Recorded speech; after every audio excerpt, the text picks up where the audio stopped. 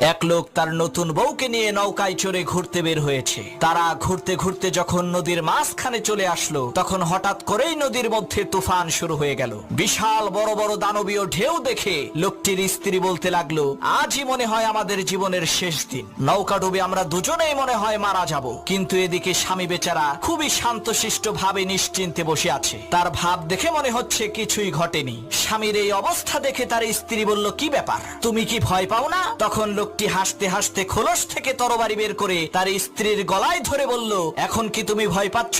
তখন তার স্ত্রী বলল, কি বোকার মতো কথা বলো, ভয় পাবো কেন? তরবারিটা তো তোমার হাতে, আর আমি জানি তুমি আমাকে অনেক ভালোবাসো। তখন সেই লোকটি বলল, ঠিক একই ভাবে এই ঝড় তুফান সবকিছুই আল্লাহর হাতে, আর আমি জানি আমার আল্লাহ আমাদেরকে অনেক ভালোবাসেন। আমার এই তরবারির নিচে তুমি যেমন নিরাপদ, ঠিক একই ভাবে মহান আল্লাহ তাআলার দেওয়া এই ঝড় তুফানের মাঝেও আমরা তেমনি নিরাপদ।